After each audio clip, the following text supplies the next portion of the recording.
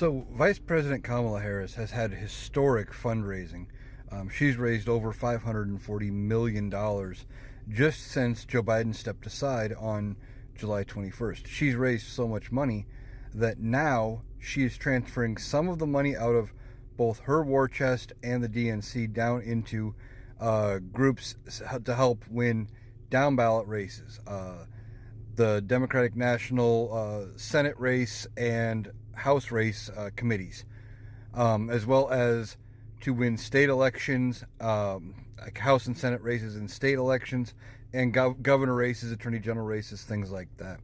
Now, $25 million is not a large percentage of her campaign donations, but she's comfortable enough with how much she has that they're willing to transfer some of that money to help win House seats, to keep the Senate.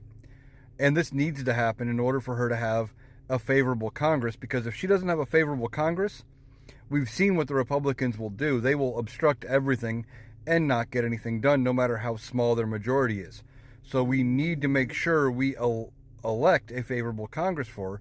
And now she's willing to transfer some of her funds to try to help with ad buys and door knocking and anything that they need to make that happen.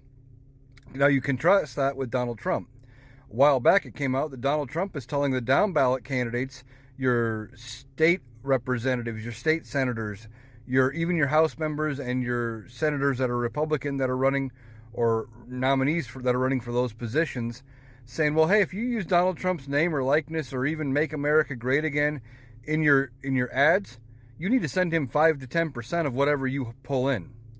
Donald Trump is asking the down ballot races to send him more money to help his fundraising because he's siphoning the money off, where Vice President Kamala Harris is going, hey, we're good. Here, have some. We're going to help get you elected. And I think that's also just a way to look at it as far as how she views helping everybody else. She's like, I'm good right now. We can bring these other people up. And I think that's how she's going to govern, too. She keeps talking about helping the lower and middle classes, building from the bottom up and the middle out, like Joe Biden would say. And that's how she's viewing it. She's like, hey, I don't need the extra help. We're going to help those people that do need it. And I think she's going to govern the same way. So good news for Vice President Kamala Harris. Good news for the Democrats trying to regain control of the House, keep the Senate, and even maybe flip some state houses and governor's offices, things like that, as money is going to be shifted into those races.